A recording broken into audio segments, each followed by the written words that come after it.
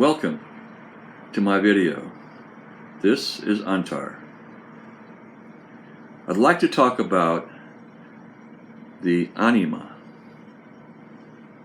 also known as the inner woman.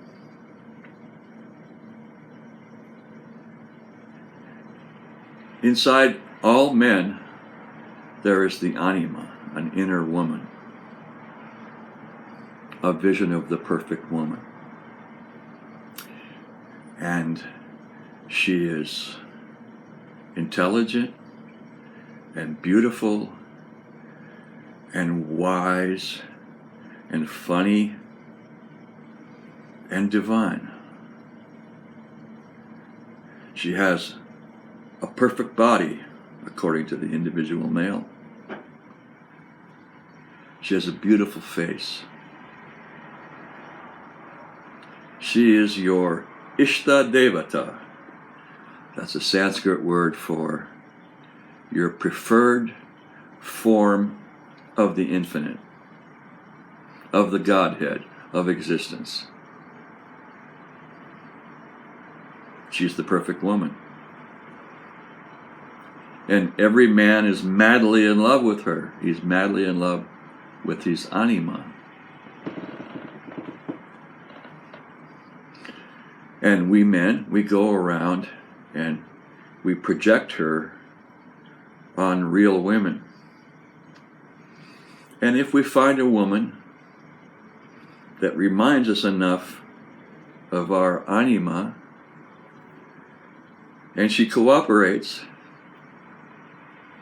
we get together. We may become lovers or partners or a married couple or whatever the form. Now, the anima is built up of a few things. The anima originates in the male child as the child's perception of the mother. All babies, when they're born, their brains are not fully developed. There's no room in the uterus for that, and there isn't any room in the cranium. If the cranium got any bigger, it would be very difficult to come out of the birth canal. So the brain develops during the life of the child. And when the child makes psychological adaptations to the situation, the brain even changes shape. It's very interesting. And studies show that actually the brain is not fully mature until the person is in their early 20s. So there's even in their late teens and early 20s, there's an enzyme in the brain of young people that makes them want to please older people. And when that's gone, then the brain is complete.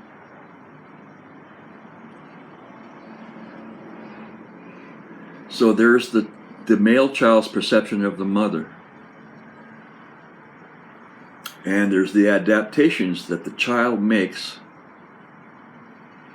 according to the stress of the mother. The mother's got her own problems. She's working out her own issues. So, when a child is born, that child is totally dependent on the parents for their survival, and especially the mother.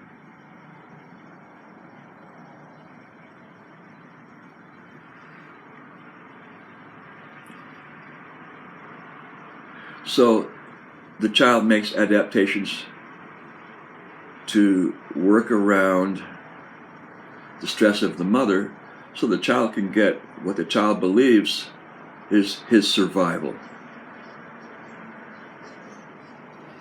And these are also the origins of personality, because if you become very cheerful in order to get your mother to feed you, or you become really malingering and pretending to be sick, or any other host of adaptations, that becomes part of your experience with the mother. The perception of the mother in the male child is a big, big component of the anima. of the inner woman.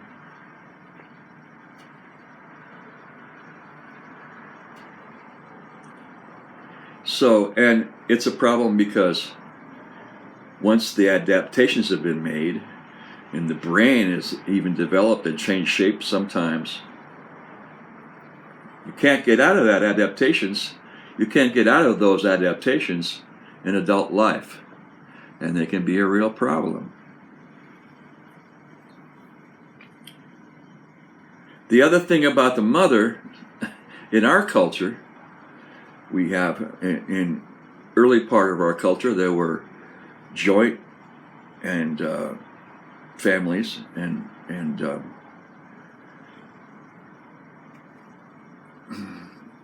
big families that after World War II became nuclear families. You're supposed to only have a man and a woman and 2.5 children, whatever, you know.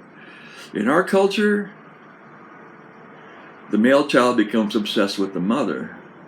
And the thing about the mother, you only have one mother. And that's not the actuality in adult life with women. Women are many, yeah? Women exist as many, not just one.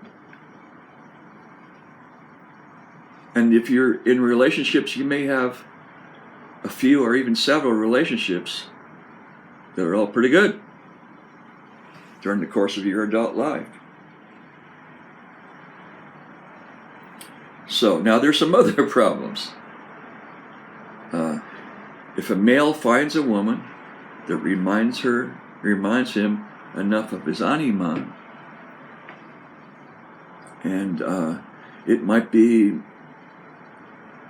her eyes or her nose or something about the shape of her hair or something. She might be a person that's, in the perception of the male, is a very vague person. Like the cover of a model on the cover of Vogue magazine or something. And very flat planes in the face, and of course the makeup and the photoshopping try to make it more plain. It becomes like a canvas that the male can project his anima on. Or you could say a movie screen project his anima on. So, you know, so far so good. But, okay, the first really big issue is the woman is not your anima. She's a real woman. And she has her own problems, like your mother did. And she's dealing with her own issues. And she's dealing with her own inner man, which I'll talk about later in this video. So, the male tends to put her on a pedestal at first until he feels like he's won her. And then the male just gets into his thing, you know, whatever. Men are into their thing, whatever it is. If it's like fixing cars or their career at the ad agency or computer tech or whatever, and they're not focused on a relationship like the women are. I mean, generally speaking. So the communication begins to deteriorate over a period of time. And you might have seen friends of yours who are couples, they've been together for a while or a long time, and they communicate with each other in a bickering pattern. And they're sniping at each other, you know, rather than really communicating. And what that is being irritated by little things, small stuff. It's small stuff on top of big stuff. And right away, from the male's point of view, when he gets together with the female and he's projected his anima on her, you know, the anima is all intelligent, she's all beautiful, she's all sexy, she's all perfect, she's all funny, she's all wise, she's divine, you know. The woman can't live up to that. What woman could live up to that? What man could live up to that? So there's a subtle unconscious resentment in the male that begins to build. And it manifests in bickering patterns, among other things. Now, in the male, unconsciously, since he's projected the anima on his love object, in other words, his mother, you only have one mother, right? Everybody only has one mother. So, in a couple relationship, when the woman leaves the man or she's unavailable, it's a catastrophe. It's a catastrophe for the male. It's like the mother left. There aren't any more. There's only one mother. When in fact, the reality is that women are many. And in fact, you can have many different kinds of relationships with many women or few women. And the fact is, you may have had, or you possibly will have, other love relationships. So, if you agree with these things that I'm saying, men and women relationships are doomed. It's amazing to me that they last as long as they do. And that we just keep going for them again and again and again. Of course we keep going for them. It's the longing of our heart. The partner in a love relationship is like sometimes called the twin soul, or the twin flame, or the soul mate. But there isn't any soul. That's just a human construct, a religious construct. There isn't any soul. And so there's no mate for the soul. And you, in fact, may have a few soulmates in your life at different times. Everything is moving and changing at every moment. Right now, every second is changing. So, unfortunately, I don't have a solution for this. If I had a solution for this, I wouldn't be some old guy making videos on YouTube and Facebook. I'd be one of the richest therapists in the world. I'm not a therapist. I'm just an old guy. I'm just an old musician. I don't have a solution to this. If there was a solution for it, and I knew it, I would do it. So if you want to do some counseling with your partner, couples counseling, marriage counseling, divorce counseling, which is weird because it implies that marriage is the natural state of things or something. If you feel attracted to it, go for it. But it's not going to change the reality. It might help you to feel better. It might help you to feel better about yourself.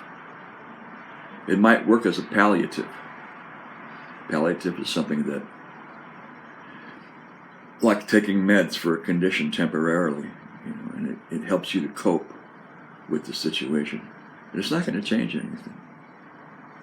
Only death will change that situation. Or perhaps a better world in the future where children are raised in a situation where they have a lot of adult role models, and of course they have one mother, but they may have several older females that perform different aspects of the mother role. So anyway, just, the heart wants what the heart wants. So just go for it. Just do your best. Just do the best you can, I'm trying to make my life work before I die. Anyway, thanks for listening. I hope you enjoyed this. Ciao.